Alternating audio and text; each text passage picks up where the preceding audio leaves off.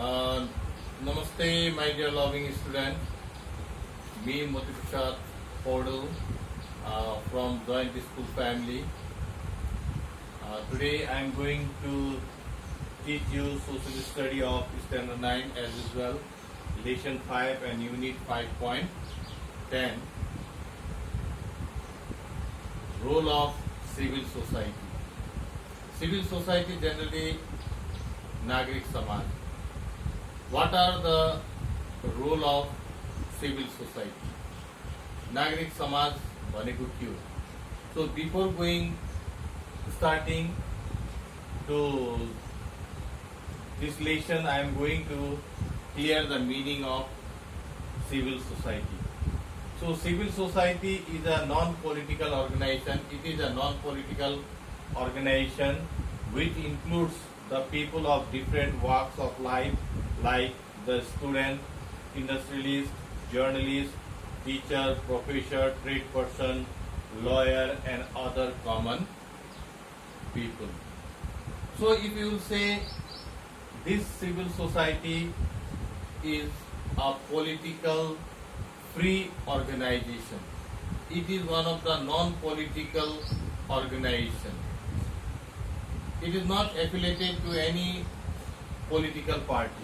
It is free organization and it raise the voice of the government, raise the voice of the human rights and other. Clear, my dear student?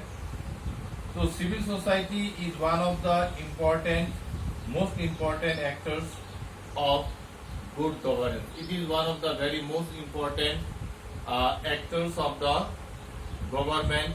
The government means the role clear of good governance. It can be a crucial, very important role for the establishment of the good governance. Civil society, as I have already told you, it is a non-political organization which includes the different common people of our society, from our society. The civil society in Nepal has been playing an active role for raising voice for the rights of the people and for establishing good governance. Time and again, in the people's movement, it plays a very significant role for such purpose. So this civil society, it is an organization which knows the government. Clear? Which knows the government for the different work. And this civil society has also got some of the function of civil societies are also there. Some of the function of civil societies are also there. First of all, the first function, that is spreading awareness. This civil society, it can spread awareness among the people about different social and political matters.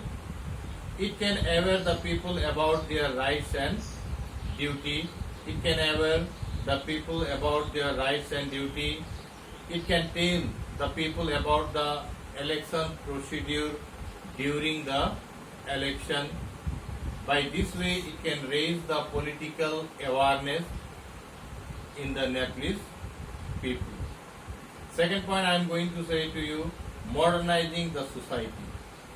Modernizing the society. The civil society can modernize the society by removing very old conservative benefit and practice which are found in the society. Third one, pressurizing the government. The civil society can pressure the government for making laws, policies, programs of development, etc. for the betterment of the people and for the country. After that, fourth function, it gives warning to the government. It gives warning to the government. It can warn the government all the time to step forward in a right direction for the good of the country and the people. It also warns the government. It also warns the government to step forward in the right direction for the good of the country, for the betterment of the country. And last one, fifth one, raising voice against injustice. Civil society, it can raise voice. Civil society, it can raise voice against the injustice of the government and of the government or any other institution or people, and in favor of justice and truth.